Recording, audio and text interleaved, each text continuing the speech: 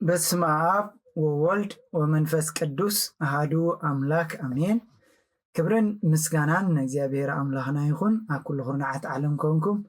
ነዚ መልእኽቲ እዚ ብቴሌቭዥን ተዋህዶ ዝመሓላለፍ እዚ መጽናዕቲ ግብረ ሐዋርያት እዩ። ኣብዚ ዘለኹሞ ሰላም እግዚአብሔር ንዓኻትኩም ይኹን። እግዚአብሔር ስለ ዝፈቐደ እግዚአብሔር ካብ ንሪኦን ዘይንሪኦን ኩሉ ክፉእ ሓልዩ ብምሕረቱ ናይ ዝማዓት ሰባት ስለ ዝበለና ንኣምላኽ ክብርን ምስጋናን ይኹኖ። ዝሓመሙ ፈውሲ ኩነሎም፣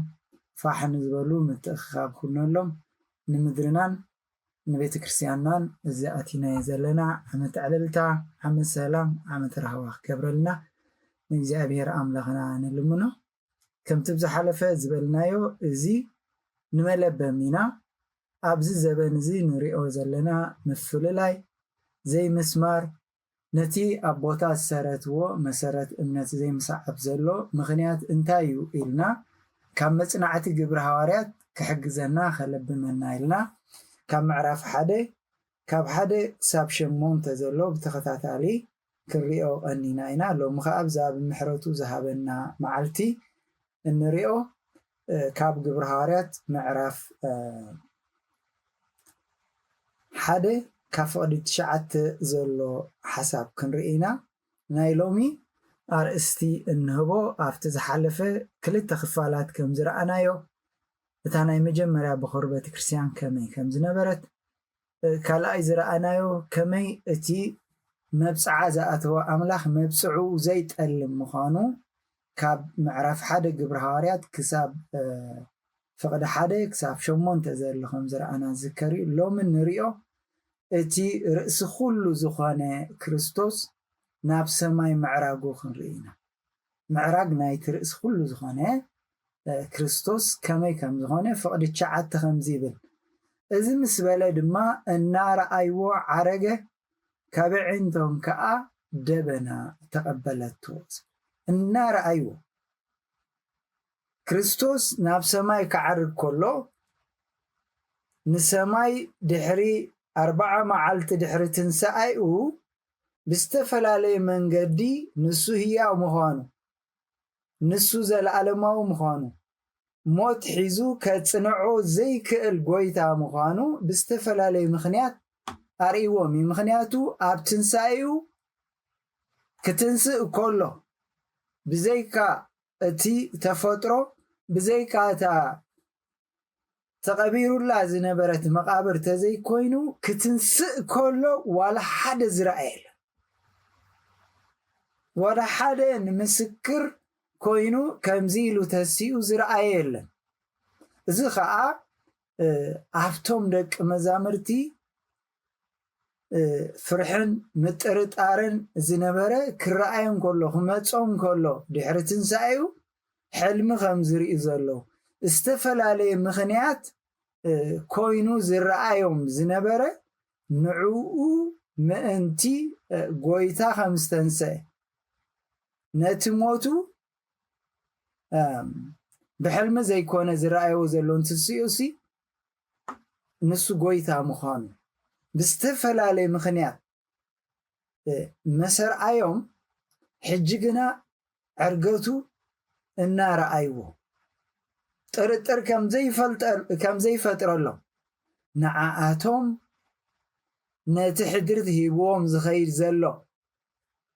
ናቱ ናብ ሰማይ ምዕራግ ከመይ ዝበለ ኣዝዩ ዘደንቕ ነገር ምዃኑ እዩና ኣብዚ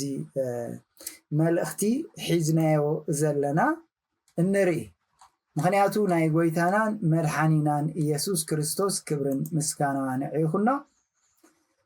ንሰማይ ምዕራግ ብዒንቶም ብክልተ መላእኽቲ ኣብ ጎኑ ኮይኖም ምስኡ ናይቲ ምዕራጉ እናተዛረቡ እቲ ተልእኹኡ መንግስቲ ክርስቶስ ግዝያዊት መንግስቲ ዘይኮነት ኣብዚ ምድሪ እዚ ክፀንሖ ዝነበሮ ግዝያዊ ምጽናሕ ወዲኡ ናብቲ ዘለዓለማዊ ዝኾነ መንግስቱ እቲ ተላኢኹሉ ዝመፀ ኣብዛ ምድሪ እዚኣ ወዲኡ ናብ ሰማይ ከም ዝዓረገ ዝገለጸሉ ኣብቲ ወንጌል ዮሐንስ ምዕራፍ 17:4 እንታይ ዲ ዝብለና ኣነ ነቲ ክገብሮ ዝሃብካኒ ግብሪ ፈጺመ ኣብ ምድሪ ኣኽበርኩኻ ስለዚ እታ ክፍጽማ ንዓና ኣብነት ክኾነና ንዓና እቲ ክንገብሮ ዝግባአና ክንከዶ ዝግባአና ኣብዚ ምድሪ ኸርእየና መጺኡ ኩሉ ርኢና ክብርን ምስጋናን ይኹን ኣፍታ ናይ መወዳእታ ክመውት ከሎ ከዓ ወንጌል ዮሐንስ ምዕራፍ 19:30 እንታይ እዩ ኢየሱስ ከዓ ነቲ መጺጽ ዝመልኦ ምስ ጣዓመ ተፈጸመ በለ ርእሱ ኣነነ ነፍሱን ወፀት ስለዚ ኣብቲ ምድሪ ክገብሮ ዝነበሮ ግብሪ ንዓና ንምድሓን ኣክንዳና ንምሟት ክገብሮ ዝነበረ ግብሩ እንታይ ገበረ ፈጸመ ተፈጸመ ባለ ምክንያቱ ናብቲ ናይ ዘለዓለም ዝነበሮ ክብሪ ናብኡ ቅድሚ ምምላሱ እንታይ ኢሉ ጎይታናን መድሓኒት ክርስቶስ ኣብ ዘቀዲምና ክንብቦ ፀናሕና ወንጌል ዮሐንስ ምዕራፍ 17:4-5 ተመሊስና ነቲ ወንጌል እንድሕርኢናዮ ኣነ ነቲ ክገብሮ ዝሃብካኒ ግብሪ ፈጺመ ኣብ ምድሪ ኣኽበርኩኻ እዚኣ ምስ በለኸ ፍቅዲ 5 ከይዱ እንታይ ኢሉ ወኣቦይ ሕጂ ድማ በታ ዓለምከይ ተፈጥረት ኣባኻ ዝነበረኒ ክብሪ ኣባኻ ኣኽብረኒ ስለዚ ናብቲ ዝለኣኽካኒ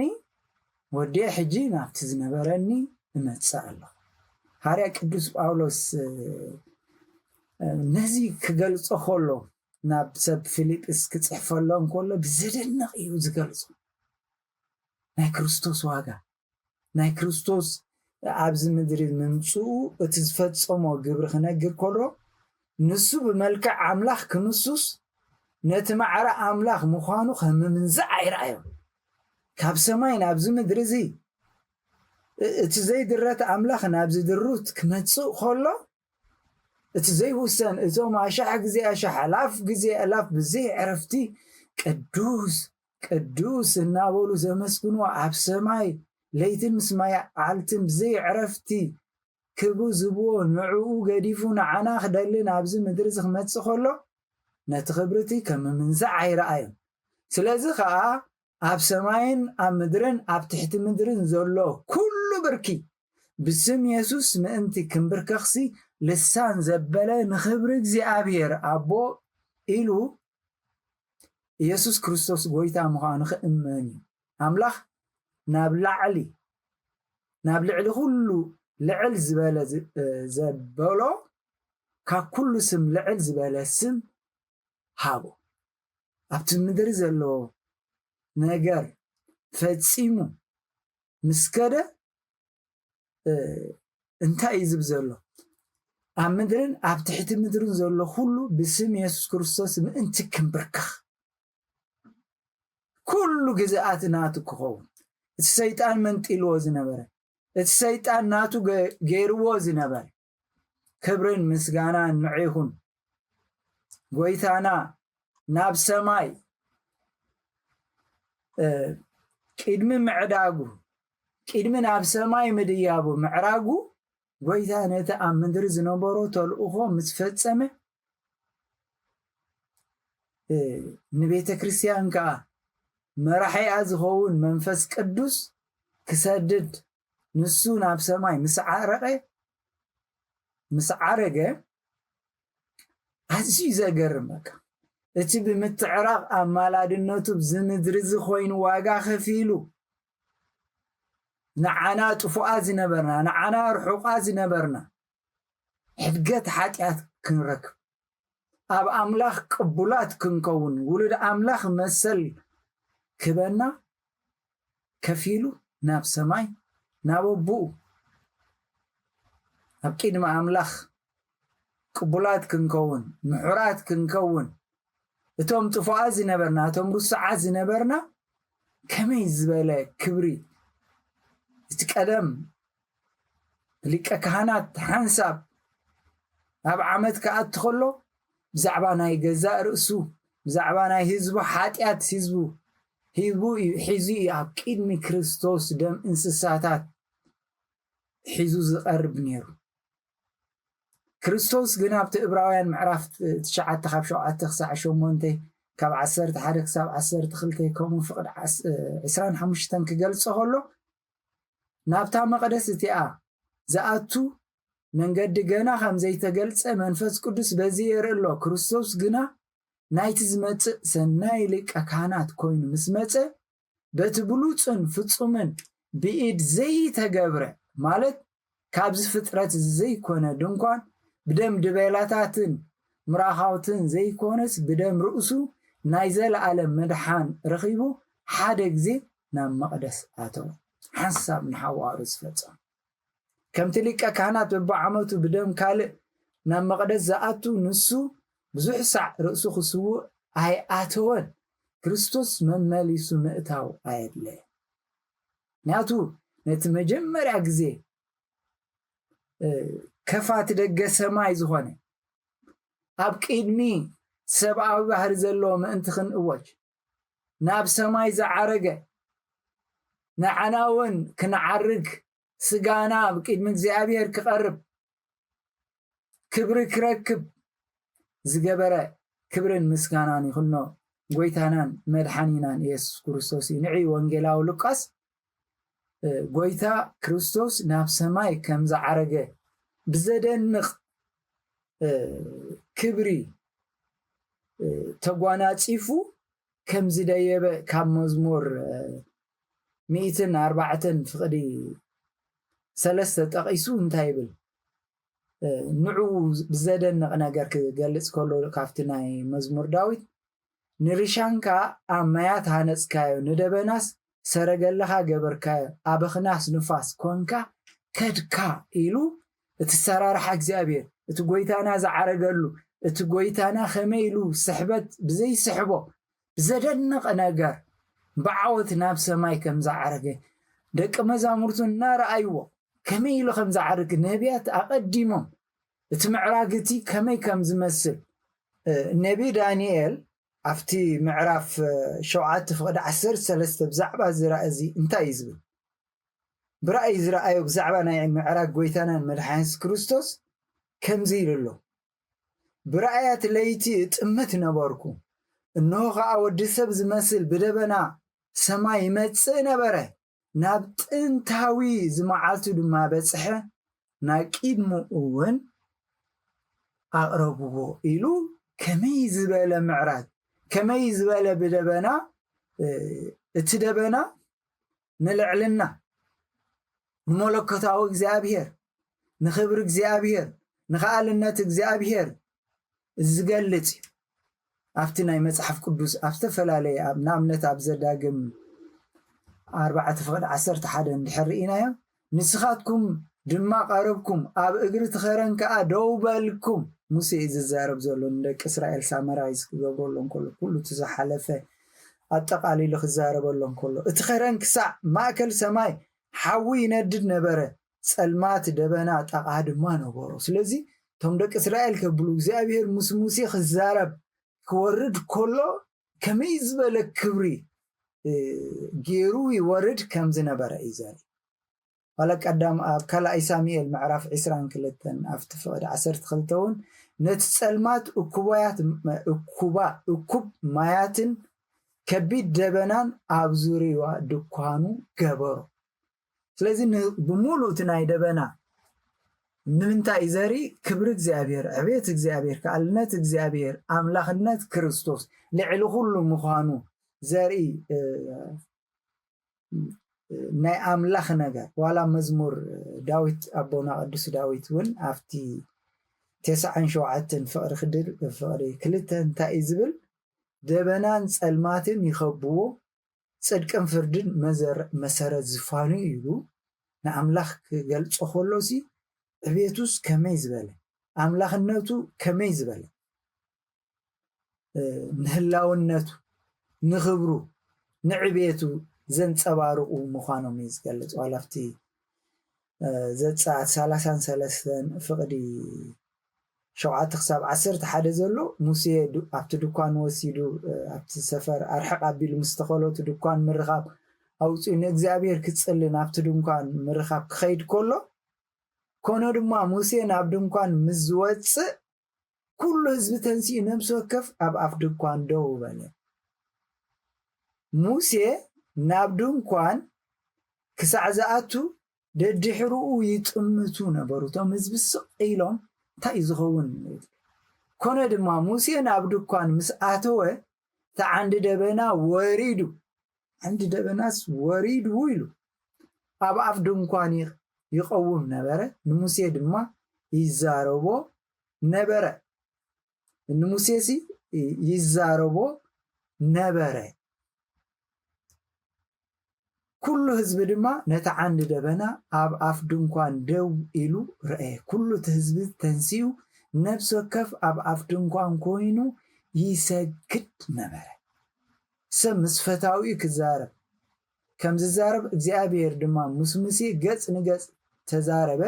ሙሴ ከዓ ናብ ሰፈር ተመልሰት ጎበዝ ግሊ ኢያሱ እንዳበለ ትንባብ ይቀጽል ስለዚ እንታይ ኢና ንርኢ ዘለና እቲ ደበና ማዕረኽ እንደይ ክብር እግዚአብሔር ምዃኑ ወላ ኣብ ማቴዎስ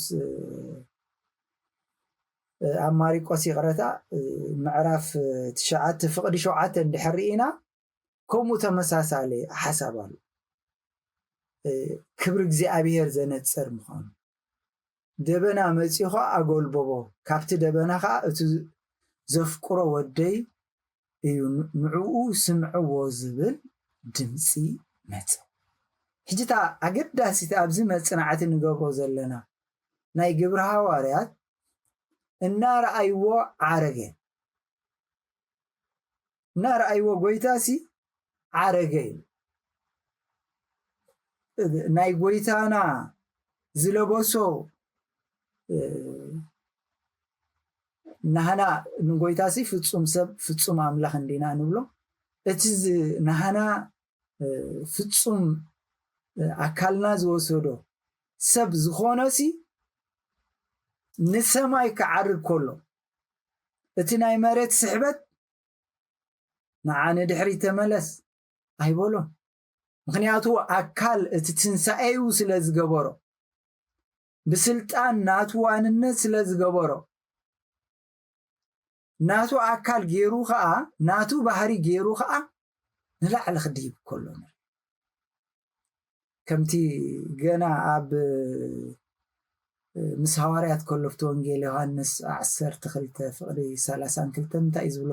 ኣነ ካብ ምድሪ ልዕል ምስ በልኩ ንኩሉ ናባይ ክስሕቦ እየ ዝበለ ነቲ ኣካልና ኣካሉ ገይሩ ማንም ክገዝኦ ማንም ክጻወተሉ ከምዘይክእል ማንም ንብረቱ ክገብሮ ከምዘይክእል ወዲቕና እንተርፍ ጥፋዓት ክንከውን ዘይደለይ ኣምላኽ ክብርን ምስጋናን ይኹን ድሕሪ ትንሣኤ ሰብነቱ ክብርን ብርሃንን ኣልበሶ ደቂ መዛሙርቱ ኣብ ዙርያን ዘለዉ ኩሎም ምእንቲ ምስኡ ክዛረቡ ብትንሣኤ ምእንቲ ከኣምኑ ግና ካብ ዒንቶም ሓበ እቲ ክብሪ ዝለበሶ ስጋና እቲ ለቢስዎ ዘሎ ናህና ኣጓናጺፍዎ ዘሎ ክብሪ ንግዚኡ ካብ ዒንቲ ደቂ መዛሙርቱ ኸወሎ ምክንያቱ ንሱ እንድሕር ተገሊጹ ክጻወርዎ ኣይክእሉን እዮም ኣበይ ደኣሉ ክግለጽ ንሪኦ ኣብቲ ንጳውሎስ ሐዋርያ ኣብ መንገዲ ኸሳድድ ከሎ ብክብሩ ምስ ተረኣዮ ሳኦል ጻሕ ኢሉ ዝወደቐሉ ኣብ ግብረ ሐዋርያት ምዕራፍ 9 ንረኽቦ ካብ 3 ክሳብ 4 ናብ ደመስቆ ገጹ بدنجت صدال برهان كاب سماي عبزوريو عن صباح من يخسخ تتسقون ذا الله كرسس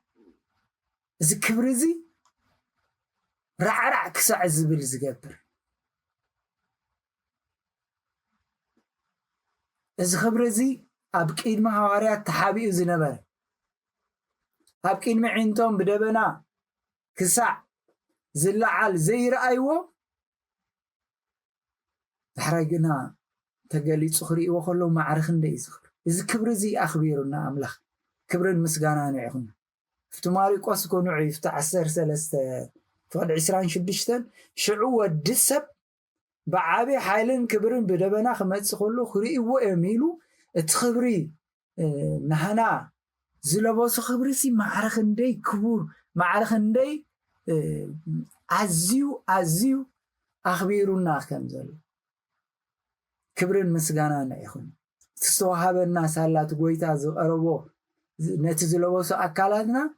نبو بخوري ناي كله بخوري تاعت فترة كوينو كمسواتي نبو كقرب كله قويتانا بمخنيات تفتسوم زغانة مسوات خا قويتا توهاباي اكزيابي رابو دما اتي كبول وهبت كوينو خقبالو خلانا أبي ماني تقمت كم زبلونة تلقاس عسرة 4 كم مزمور داوي زوسدو نعود ما حيزو أبي مان أبو أبلع علي تقمته تأكلاتنا زحزة تنهنا نايود السب مثلنا فتصم سب زخونة فتصم أملاخ زخونة بزي حاتيات قويتا أب سماي أبلع علي تقمته أزي أي قدم أزي أي دنقن أزي أي قرمن بتعمس أقرم كل لو مين بزمن درزين نبر بزستوت أوعنا رسعنا نايسقاو حساب بيلو كل سب أبسلن أمفل لاين أكل ودكات زلو زي بقويتا استوحبنا كبري بقبو سلازي تسوت أنا سلازي تسقورنا سلازي تردعنا نزي حلاف المدري نزي قريفنا ينخيد نزي كله لومي إن بأسلو زلنا قويتا زدالو كبري سلازي رسعن قويتا كبرين مسقانا نعيغنا ذهبنا كبري نتي تفوترونا أب لعل بسماي أكل أملاخ لعل كبل تومليك أمل أختي شروبايل سروفيل أب لعل زلو كلهم سراوي شفرة أب زفان أملاخ تقميت أم زلو كلهم لعلهم لعل ليلو أفتي زلع علينا زي أبير كبري كقمت زجبرة نينا نتقدم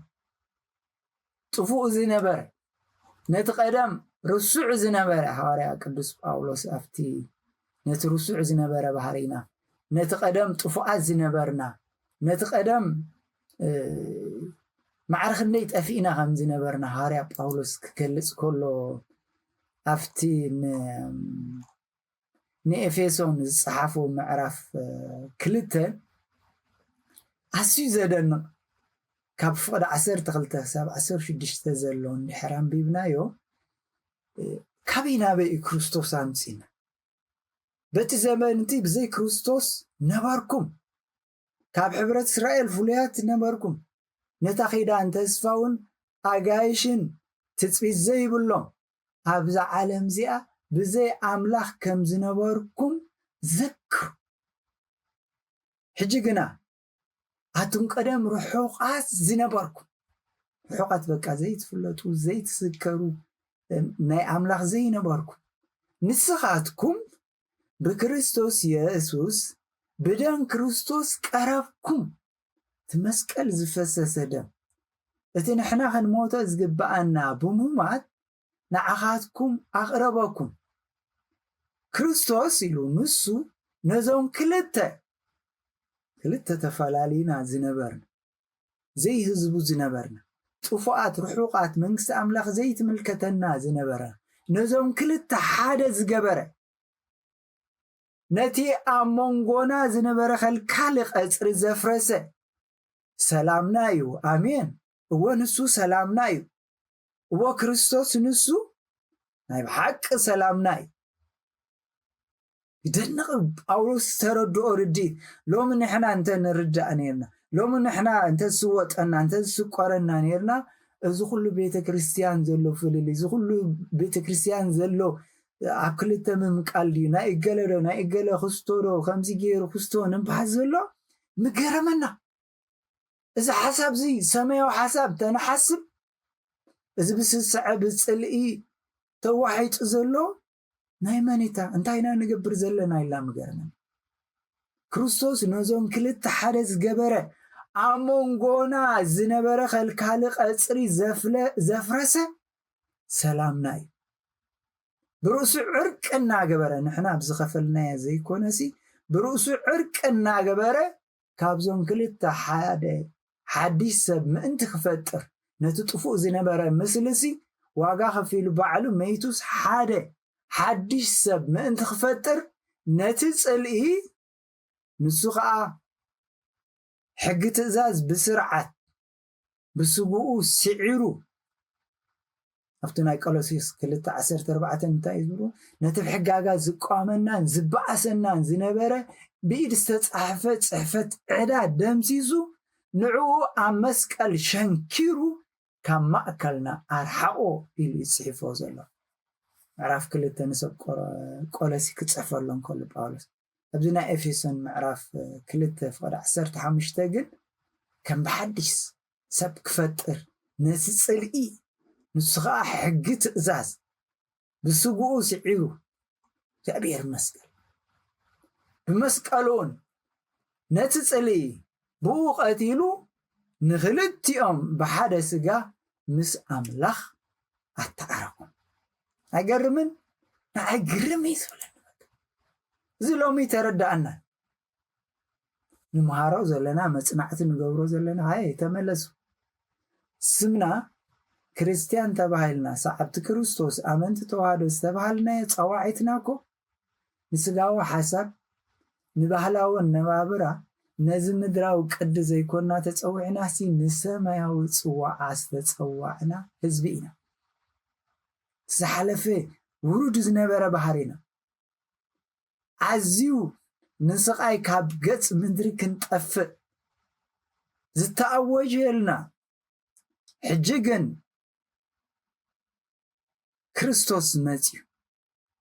ነቶም ጥፉኣት ዝነበርና ነቶም ሩስዓት ዝነበርና ናብ ሰማይ ናብቲ ናይ ክብሪ ቦታ ከልወና ገበረ። ዘይብቑዓት ጥፉኣት ዝነበርና ናብ ሰማይ መንግስቱ ክንድይብ እቲ መለኮታዊ ዝፋኑ ናብ ሰማይ ክንድይብ ተሓዳ ኣቦና እዋን ሓደ እዋን ኣቦና ኣዳምን ኣዲና ሔዋንን ካብቲ ዘይግበር ነገር ኣይትግበርዎ ዝተባሃሉ ዝተኣዘዝዎ ምስዓሩ ዝተቐፅዕዎ ጥፉኣት ዝነበርና እቲ ሓላዊ ኪሩቤል ደው ኢልዎ ዝነበረ ንኸይንኣቱ ንገነት ከይንጥምታ ተባሪርናሉ ዝነበርና ሕጂ ግን ልዕል ናብ ዝበለ ክብሪ ኣቐመጠና። ስለዚ ነዚ ናይ ዕርገት ናይ ጎይታናን መድሓኒና ኢየሱስ ክርስቶስ ክንሓስብ ኮለና ንሰማይ ምዕራጉ ክንሓስብ ኮለና ኣብ ልብና ማዕረ ክንደይ እዚ ክብሪ እዚ ሎሚ ይስቆረና። ርሑቕ ዝነበርካ ጥፉእ ዝነበርካ ዘይምልከተካ ዝነበረስ ንዓዳ ኣነ ዋጋ ከፊለ ናብቲ ዝለዓለ ቦታ እትወካ ኣለኹ ክብለና ክርስቶስ ከመይ ዝበለ ትዕድልቲ እዚ እግዚኣብሔር ዝገበሮ እዩ። ሎሚ ግዜና ኣኺሉ ሰዓትና ኣኺላ ነዚ ትምህርቲ እዚ ናብ ምዝዛም ኣብ መንጎ ሰንክታት ወሃበልና ሰዓት ፍርቂ ሰዓት ምዃነ ክንዛዝሞ ከለና ኣቦታት ኣዴታት ኣብ ኩሉ ኩርናዓት ዓለም ኮንኩም በዚ መስኮት ናይ ቴሌቪዥን ኣብ ኩሉ ኩርናዓት ዓለም ኮይና ክንረኸብ ነዚ ክንሰምዕ ነዚ ክንመሃር ከለና ህድእ ኢልና ክርስቶስ ዝኸፈለልና ክንበኣስ ክንፃላእ ንንሕድሕድና ክንስስዕ ነዚ ሓላፊት ዓለም ከም ዘይተሓልፍ መሲሉ ኣብ ዕሽነት ክንነብር ዘይኮነስ ክርስቶስ ሰማያዊ ሓሳብ ክንሓስብ ኣብ ሰማይ ዘለና ናይ ዘለዓለም ሂወት ንዑ እንዳመስገንና ንነብረሉ ዘመን ክንሓስብ ዘና ኣብዚኣ ዘለዋ ከም ቋሕ ሰም ዝሓልፋ መዓልትታትና ንዓተን ክንዝክር ዘይኮነሲ ኣብ ሰማይ ተነቢርና ዘሎ ንሰማይ እንኸዶ ክንሓስብ ናይ ጸሎት ሰባት ናይ ንስሓ ሰባት ናይ ፍቅሪ ሰባት ክንከውን ምድርና ክረግእ ዓለምና ክረግእ ፋሕሚ ባልና ክንትእኽኻብ ክኸውን ቤተክርስትያንና ትካፋፈል ዘይኮነት ሓንቲ ድልድልቲ ክትከውን ምድርና ናይ ውግእን ወረውግእን ማንም መፂ ዘፈራርሓ ዘይኮነሲ ምድርና ብመላእኽቲ ዝተሓለወት ናብኣ ገጾም ዝጥምቱ ዋላ ሓደ ከይህሉ በእዳውና ሓፍ ኣቢልና ኣብ ገዳማትና ቤተክርስትያንና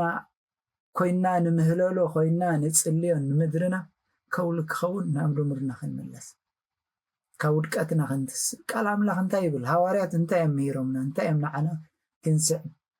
ተኽንክተል እዮም ኢሎምና ልክዕ ዓሰሮም ዲና ንኸይ ዘለና ስምና ጥራይ ድዩ ወይ ተግባርና ኒና ይመስል ኢና ክንስዕብ ኢና ተፀዊዕና እሞ ነዚ ክንገብር ዓሰሮም ክንስዕብ ፀግኦም ክንካፈል እግዚኣብሔር ይሓግዘና ንኣብን ንወልድን ንመንፈስ ቅዱስን ምስጋና ይኹን ሎምን ኩሉ ሻዕን ዘለዓለም ዓለም